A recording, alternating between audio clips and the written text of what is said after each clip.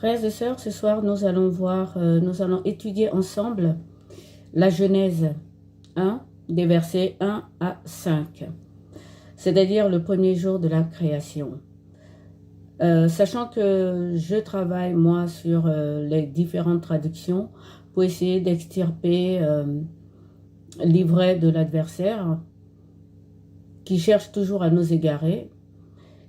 J'ai choisi 3 traductions donc, que je vais lire de la Genèse et principalement les 3 premiers versets pour que nous puissions voir ensemble celui qui est le texte qui est plus simple, moi qui me parle et vous qui écoutez la traduction qui vous parle, qui vous plaît. Ok, ben je vais commencer par lire les textes et après nous allons discuter verset par verset. Alors, premier texte, je lis du verset 1 à 5 et les suivants, les 3 premiers versets. Je ne cite pas les différentes Bibles parce que ce n'est pas ça mon but. C'est surtout de trouver des traductions parce qu'il y a beaucoup d'autres traductions. Et voilà, c'est pour ça que je cite les textes, mais pas les Bibles. Premier texte donc, Genèse 1, verset 1 à 5. Il est écrit ceci. Au commencement, Dieu crée le ciel et la terre. La terre est comme un grand vide. Elle est dans la nuit. Une eau profonde la recouvre. Le souffle de Dieu se tient au-dessus de l'eau. Dieu dit que la lumière brille et la lumière se met à briller. Dieu voit que la lumière est bonne, alors il sépare la lumière de l'obscurité. Dieu appelle la lumière jour et l'obscurité il l'appelle nuit. Il y a un soir, il y a un matin, voilà le premier jour. Nous allons prendre les autres textes, mais je vais m'arrêter seulement qu'au verset 1 et jusqu'au verset 3. Deuxième texte, il est dit ceci. Au commencement, Dieu créa les cieux et la terre. La terre était informe et vide. Il y avait des ténèbres à la surface de l'abîme, et l'Esprit de Dieu se mouvait au-dessus des eaux. Troisième texte. Au commencement, Dieu créa le ciel et la terre. La terre était un chaos. Elle était vide.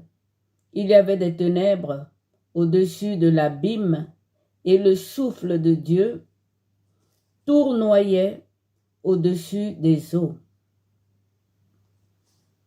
Quatrième texte, il est écrit ceci. Premier, Dieu crée ciel et terre. Terre vide, solitude. Noir au-dessus des fonds. Souffle de Dieu, mouvement au-dessus des eaux. Je termine. Dieu dit lumière et lumière il y a. Dieu voit la lumière comme c'est bon. Dieu sépare la lumière et le noir. Dieu appelle la lumière jour et la nuit noire. Voilà, frères et sœurs, les textes sur lesquels nous allons travailler. Peut-être, comme je les ai lus à la suite, vous n'avez pas tout de suite remarqué les différentes, la différence de traduction qu'il y a. Je vais prendre verset par verset et nous allons voir ensemble les introductions enfin que moi je trouve, hein, que ce sont des introductions perverses qui nous détournent un peu de l'objectif de cette parole.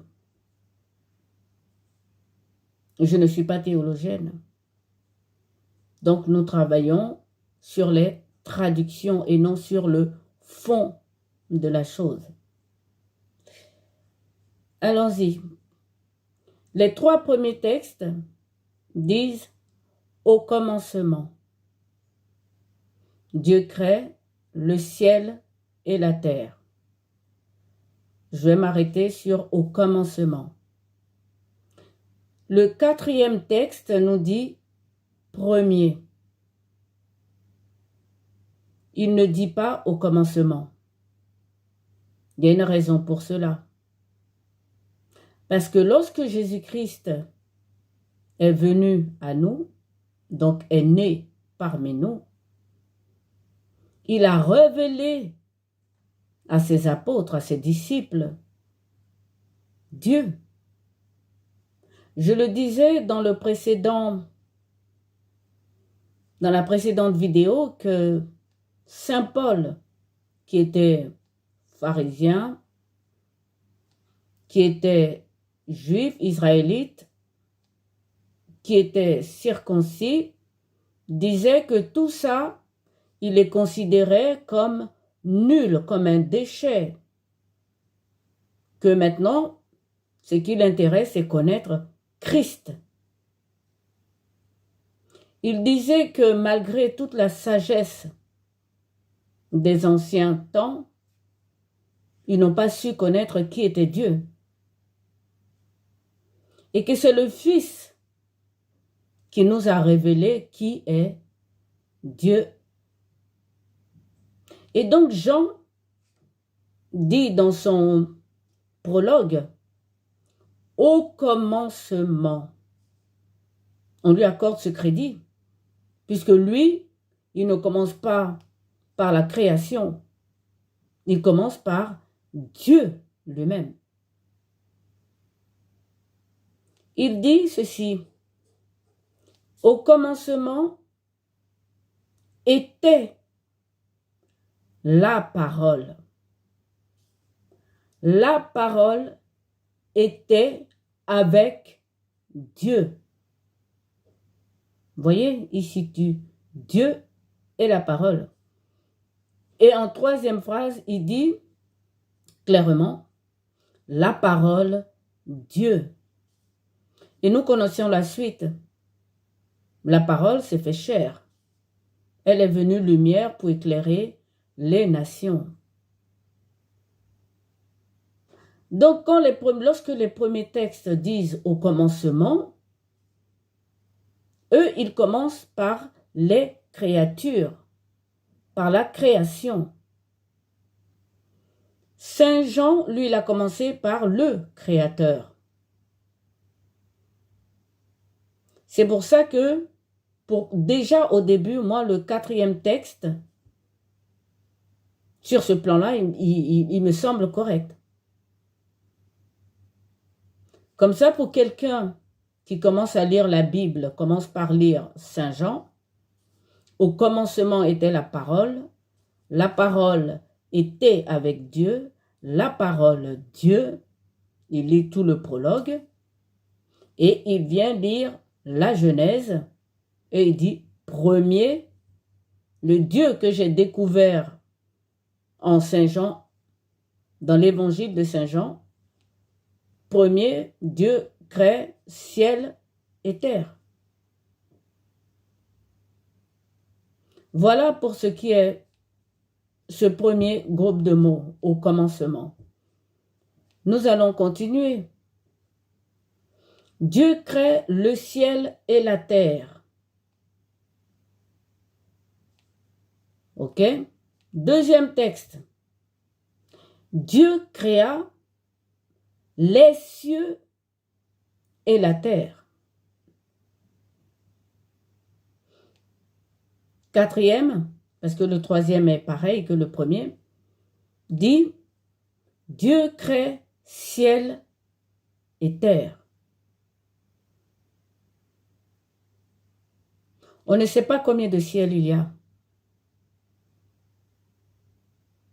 Depuis que Saint Paul, l'apôtre des nations, a dit que Jésus l'avait élevé jusqu'au 3e ciel, on ne sait pas combien de ciels il y a. D'autres croyances pensent qu'il y a jusqu'à 7 ciels. D'autres religions, il faut en tenir compte, puisque nous cherchons Dieu. Dieu est présent partout. Nous sommes chrétiens. Moi, je suis chrétienne. Je suis baptisée au nom du Père, du Fils et du Saint-Esprit. C'est-à-dire que je suis avec Jésus-Christ de Nazareth, le Fils du Dieu vivant.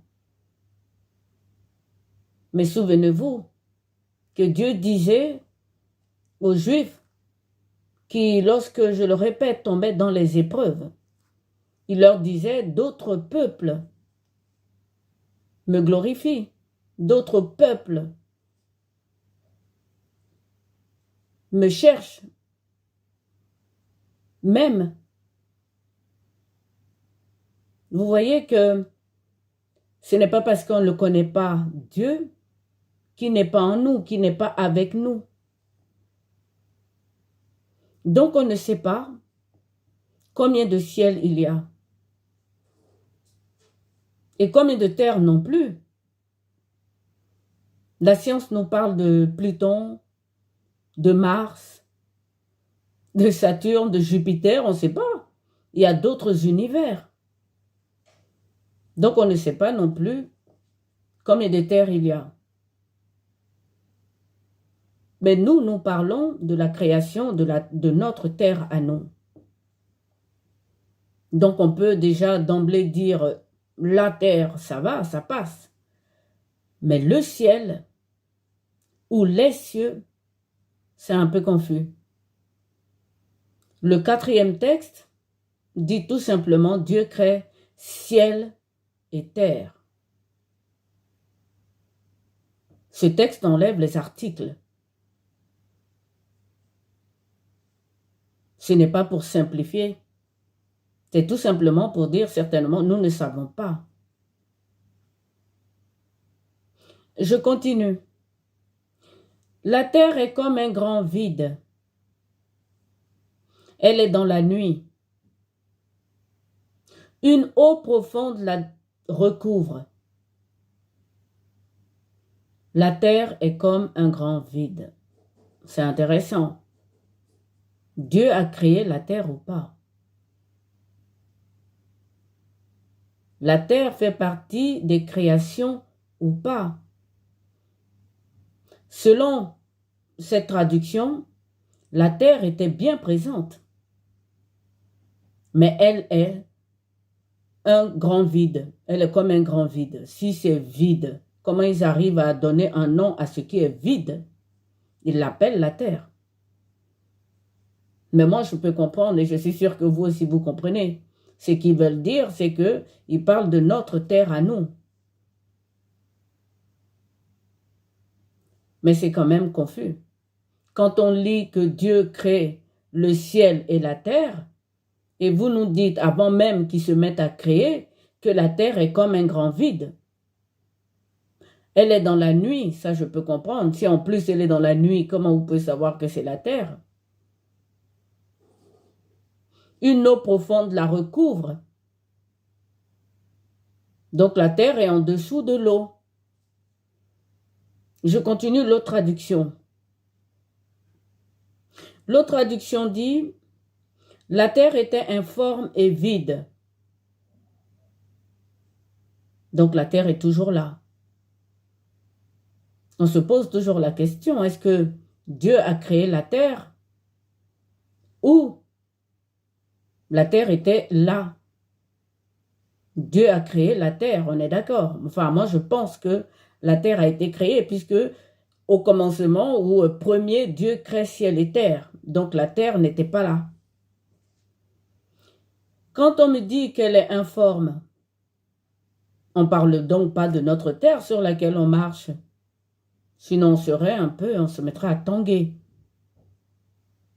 Donc là, ils veulent dire, ils parlent carrément de l'eau. Donc la terre était informe et vide. Il y avait les ténèbres à la surface de l'abîme. Il y a un mot qui fait son apparition, même deux. On a changé, elle était dans la nuit, elle est dans la nuit, par il y avait des ténèbres à la surface de l'abîme. C'est important, frères et sœurs. La présence de ce mot ténèbres, ça a créé beaucoup de confusion au milieu des théologiens. Ce n'est pas parce que j'en suis pas une que je n'ai pas cherché à savoir ce que les théologiens pensent de la création. La présence ici de ce mot ténèbres a fait penser à certains théologiens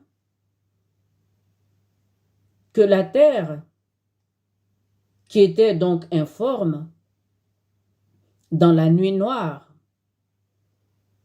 est le résultat, je vais vous surprendre, moi-même ça m'a surpris, d'une première création qui avait chuté.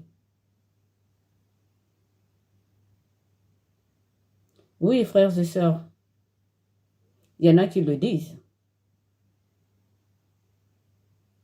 Que ces ténèbres, à cause de cette traduction, il y avait des ténèbres à la surface de l'abîme. Et que ces ténèbres, c'est la chute d'une première création avant nous. Maintenant, vous y croyez ou pas?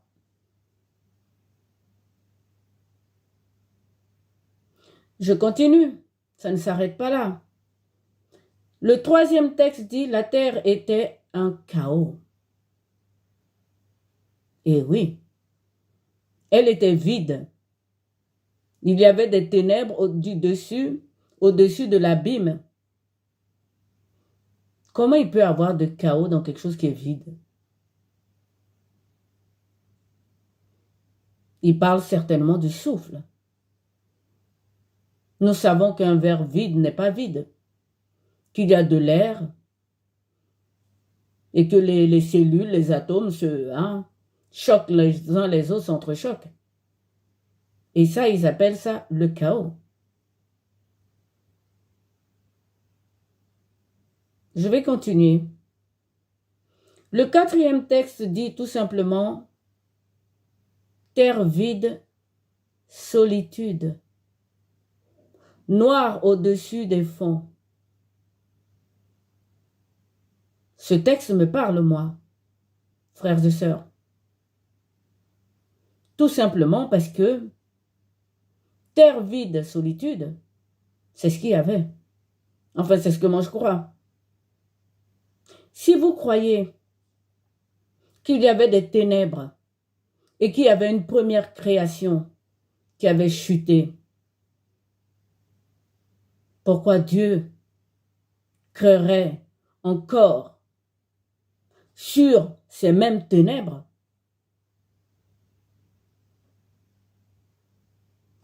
Ça, c'est la première chose. La deuxième chose, Saint Jean nous dit, « Car quiconque fait le mal est la lumière, et on ne vient point à la lumière de peur que les œuvres soient dévoilées. Les ténèbres et la lumière ne vont pas ensemble. »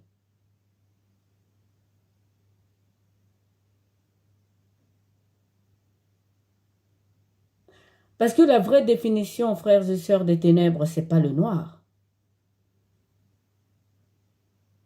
C'est le mensonge. Quand notre Seigneur Jésus-Christ dit, je vais prendre un texte, il dit, « Moi, je suis la lumière. Celui qui me suit ne marchera pas dans les ténèbres. » Il parle de la vérité. Nous sommes d'accord. Parce que les anges ont été créés après. Les anges sont la lumière, ou du moins ce que disent les théologiens. Il y a eu la création de la lumière après, ou en premier si vous voulez. Là, nous sommes en train d'étudier la présence de Dieu et savoir qui est Dieu. Saint Jean nous a dévoilé le Fils qui est la parole. Le Fils dit la parole était avec Dieu. Normalement, dans ce commencement, dans ce premier, nous devrons savoir qui est Dieu.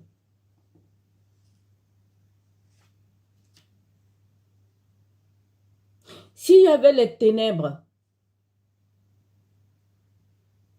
qui a pour définition le mensonge, c'est grave. Ça veut dire que Dieu est la vérité ou pas. Il n'y a pas de mensonge en Dieu. Les ténèbres, c'est le mensonge. Je continue. Et le chaos qui fait son apparition après. Les mouvements de l'esprit sur l'eau, ce n'est pas le chaos. On ne peut pas appeler ça chaos. Je prends l'exemple de quelqu'un qui danse et qui ne sait pas danser, qui ne va pas au rythme de la musique. Il se déplace n'importe comment. Les mouvements viennent du souffle. Lorsque Dieu a créé Adam, il a soufflé dans ses narines pour qu'il puisse être en mouvement. Il est dit que la chair ne sert de rien. C'est le souffle qui nous met en mouvement. Et si je continue le texte, il est dit que le souffle planait sur l'eau, ou le souffle était en mouvement sur l'eau. Je vais revenir parce que je vais continuer le texte.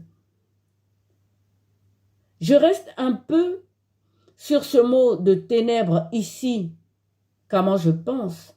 Je ne sais pas ce que vous en pensez, qu'il n'a pas sa place là. Les autres disent un grand vide et elle était dans la nuit. Frères et sœurs, nos frères qui sont aveugles, qui ne voient pas la lumière, qui ne voient pas le soleil, ni la lune, ni les étoiles, ils ne sont pas dans les ténèbres. Parmi eux, il y en a qui sont chrétiens, qui connaissent la vérité. Et surtout, ils ont des anges gardiens, qui sont des lumières aussi. Je prends un autre exemple. Lorsque Dieu a envoyé le déluge sur la terre, frères et sœurs, c'est important. Il a sauvé une famille. Il aurait pu tout effacer, mais il ne l'a pas fait. Pourquoi les précédentes générations, il l'a fait ainsi, pour encore les recréer, puisque Adam a encore chuté. Adam a chuté, mais je parlais plutôt du diable, de la lumière qui a chuté.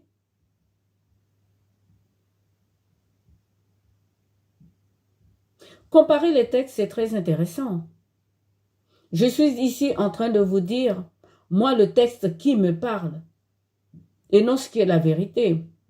La vérité, c'est Jésus. Il nous dira, lui, ce qui est la vérité. Mais là, c'est deux mots qui ont été introduits.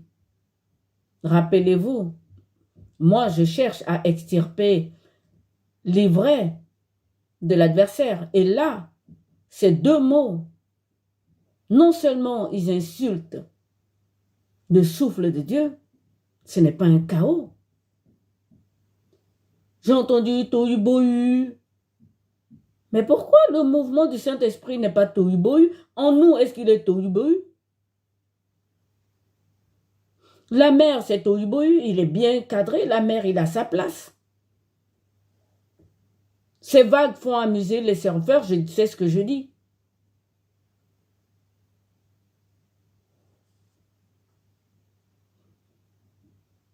Et les ténèbres et la lumière, ils ne vont pas ensemble. Et quand je parle de lumière, je parle de la vérité. Car lorsque Jésus-Christ dit « Je suis la lumière, celui qui vient vers moi ne marchera pas dans les ténèbres », il veut dire « Je suis la vérité ». Vous voyez pourquoi les traductions sont très complexes. Il y a une religion, même chrétienne, qui pense que Jésus-Christ, parce qu'à cause de cette phrase, est un ange, qui n'est pas la parole de Dieu. Parce que c'est la parole qui est la vérité. Et les ténèbres, c'est le mensonge. Donc il n'y a pas de ténèbres en Dieu. Il n'y a pas de ténèbres dans ce texte du commencement. Je continue et nous verrons un peu de quoi il s'agit quand il parle de chaos. Vous verrez.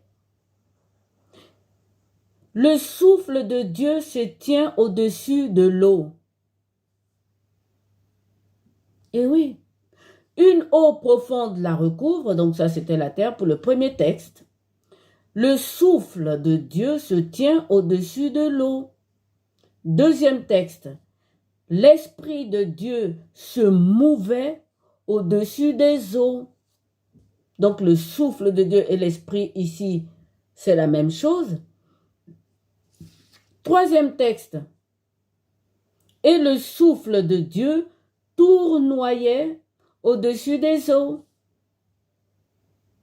Et je continue, le dernier texte, le quatrième, nous dit « Mouvement au-dessus des eaux, le souffle de Dieu, mouvement au-dessus des eaux. » Comme je vous le disais, c'est le souffle qui nous fait marcher. Ce n'est pas la chair n'y est de rien. C'est écrit dans la Bible. Lorsque Ézéchiel relevait les morts par la prophétie, il a appelé l'esprit de venir des quatre vents. Et ils ont commencé à bouger. Lorsque Dieu a créé Adam, je n'étais pas là-bas. Je vous le dis humblement, je n'étais pas là-bas. Mais il a soufflé dans ses narines et c'est là il s'est mis en mouvement. Donc l'Esprit de Dieu se mouvait au-dessus des eaux. C'est ça qui s'appelle tohu bohu. Dieu serait un chaos.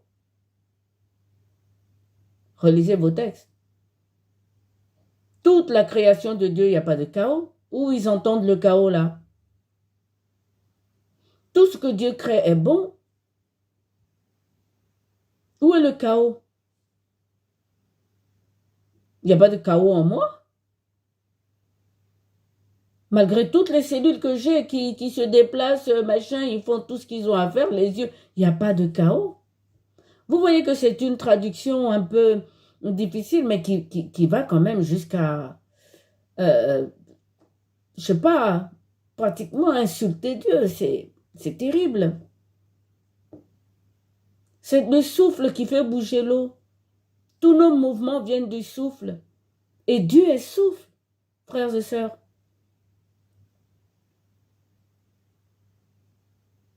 Et maintenant, j'aimerais qu'on parle d'un élément qui est très important ici. C'est la présence de l'eau